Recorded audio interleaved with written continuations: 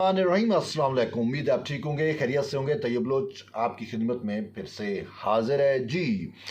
सियासी मंजरनामे से जुड़ी हुई एक अहम डेवलपमेंट है, और ये वो डेवलपमेंट है जिसका मुझे आपको बड़े अरसे से इंतज़ार था। हम तो पहले ही कह रहे थे कि फितना फसाद बस हो गया, इनफ इज़ इनफ, अब इसको ख़त्म होना चाहिए।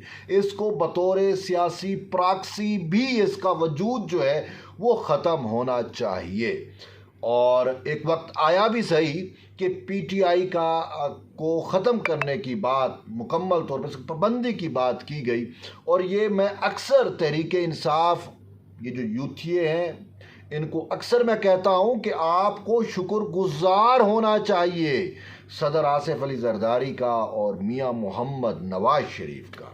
ये दोनों मुदब्बिर सियासतदान अगर पाकिस्तान में ना होते तो तहरीक इंसाफ पे पाबंदी लग चुकी होती, और उस पर पाबंदी पाकिस्तान अवाम और रियासत के मफाद में इंतहाई अहम थी। लेकिन नवाज शरीफ और जरदारी, उनका अपना एक विजडम है, उन्होंने इसको पॉलिटिकली तौर के ऊपर कहा कि सोचा, उन्होंने कहा नहीं, पाबंदी नहीं होनी चाहिए। और जरदारी साहब ने तो खुद कहा था कि ये अपनी मौत आप मरेंगे। तो अब वो बहरहाल उस वक्त तो पाबंदी नहीं लगी, और पाबंदी वैसे हल नहीं है, ये बात मैं उनकी मुस्तार ले रहा हूँ जरदारी साहब की या मियाँ साहब की, कि पाबंदी हल नहीं है। तो अब ये ख़ुद ही दस्तों गिरबां हुए और तकसीम दर तकसीम है विद इन पीटीआई। लेकिन बात ये है कि अब ये चीज़ साबित हो गई, तय हो गई। पहले एक खदशा ज़रूर था कि कहीं ऐसा ना हो कि ये जो एस्टेब्लिशमेंट है, ये जो अपने गलतियों का कफ़ारा अदा कर रही है, कि जिस तरीके से उसने इंस्टॉल किया अब उसको डिसमेंटल कर रही है, कहीं ऐसा ना हो कि वो इसको बतौर सियासी प्रॉक्सी रखे। लेकिन हमें फिर एस्टेब्लिशमेंट की शक नीयत पे कोई किसी का शक ना रहा कि वो तो पाबंदी लगाना चाह रही थी। खैर, वक्त गुज़र गया, वक्त गुज़र जाता है। अब आगे की अगर हम बात करें तो आप देख रहे हैं कि पीटीआई खुद ही अपने ही सियासी तौर पे ये ख़त्म हो। हाँ, अगर इस पर पाबंदी लगती तो मुर्द इल्ज़ाम ठहराते रियासत को, रियासती इदारों को, कानून नाफिज करने वाले इदारों को, और जो पाबंदी लगाता ये तारीख़ में कहीं ना कहीं उनको इल्ज़ाम दोष दिया जाता। लेकिन वो कहते हैं ना कि पॉलिटिकल डेवलपमेंट है, सोशल चेंज के तहत जो है वो चीज़ें अगर चलने दी जाए तो एक वक्त आता है कि इस टाइप की जो नाकिस, बोगस, झूठ और इफ्तरा वाली चीज़ें हैं, जो फितना फसाद वाली चीज़ें हैं, वो खुद ब खुद ख़त्म हो जाया करती हैं। ये एक नेचुरल अमल भी है, और यही कुछ हो रहा है। कल तहरीक इंसाफ ने खैबर पख्तूनख्वा हाउस में इस्लामाबाद में बहुत बड़ा जमघटा किया। जमे गफ़ीर था, तमाम उसके वो सियासतदान जो इब्नुल वक्त सियासतदान जिनको मैं कहता हूँ, वो सारे बैठे हुए थे वहाँ पे। अली अमीन गंजापुर जो है वो कह रहा था, मैं रियासत को चैलेंज करता हूँ, मैं फ़लाँ को चैलेंज करता हूँ, कोई मई का बाप है तो मेरी हुकूमत ख़त्म करा के दिखाए, मैं सियासत छोड़ दूँगा। मुझे बड़ी हैरत हुई। लेकिन बात यह है कि उसकी उस स्टेटमेंट का मकसद क्या था कि उसमें शायर ये कहना चाह रहा है कि अब हमारी हुकूमत नहीं रहेगी। अब ये तो खुद अपने मुंह से कह रहा है ना कि अब हमारी हुकूमत ख़त्म। और हक़ाइक़ का अगर हम देखते हैं तो इनकी हुकूमत सिर्फ बची है खैबर पख्तूनख्वा में।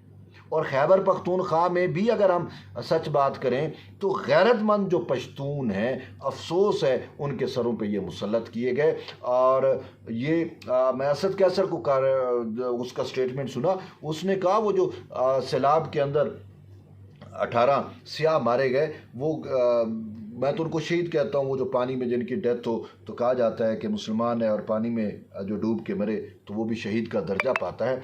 तो उसके बारे में कहा कि वो कोई हमारा मैंडेट नहीं है, हमें अवाम ने मैंडेट दिया है कैदी नंबर 804 को छुड़वाने का।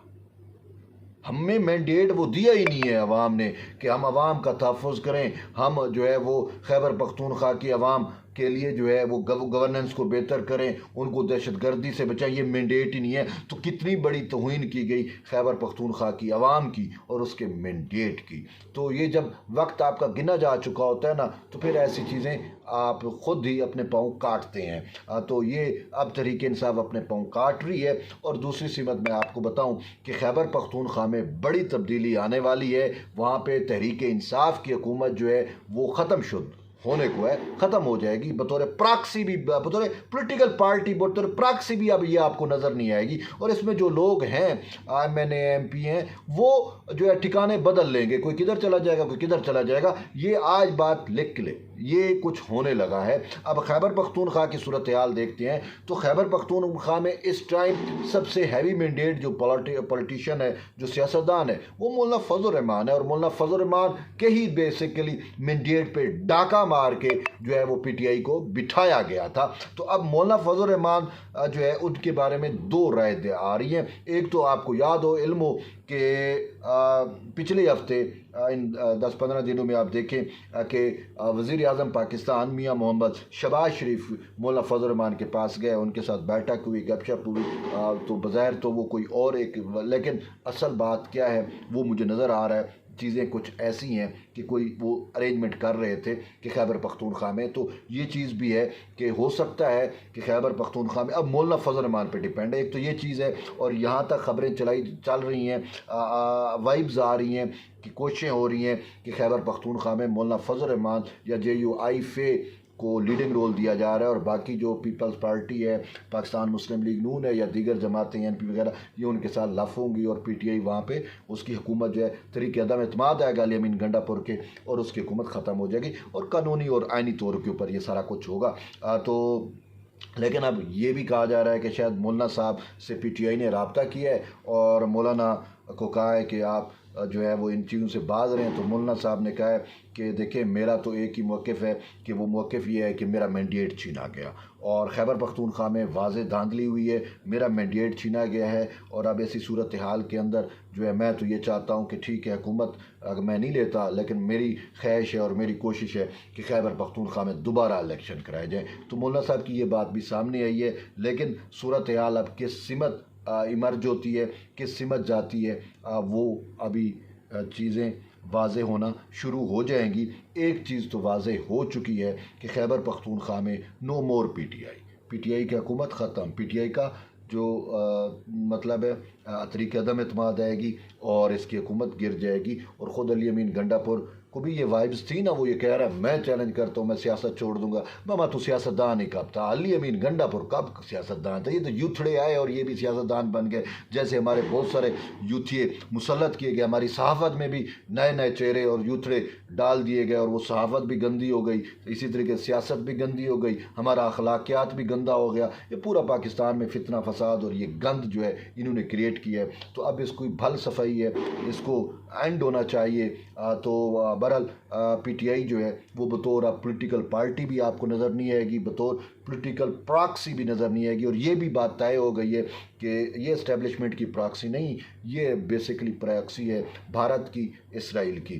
دیکھیں کتنے دن گزر گئے، ایران اسرائیل جنگ ہوئی، ان کے محاتمہ نے، وہ اڈیالہ جیل میں بیٹھے ہوئے محاتمہ نے طریقوں کی بات کرتا ہے، ڈیلی ان کے ٹویٹس آتے ہیں، کبھی اس نے مذمت کی جو ایران پر اسرائیل نے حملہ کیا، کبھی اس نے اچھا جو مودی نے پاکستان کے ساتھ کیا، یہ تو بغلیں بجا رہے تھے یہ چیز۔ تو وہ فنانسر میں نہیں کہہ رہا، الیکشن کمیشن میں سبمٹڈ ریکارڈ یہ کہتا ہے، ریاستی ریکارڈ کہتا ہے کہ تحریک انصاف کو بھارت اور اسرائیل جو ہے وہ فنڈنگ کرتے رہے، اور اس نے ہمیشہ کون سا ایسا وہ ہے جو اس نے اسرائیل اور بھارت خوش کرنے کے لیے پاکستان کے خلاف نہیں کیا۔ ہر پاکستان کی معیشت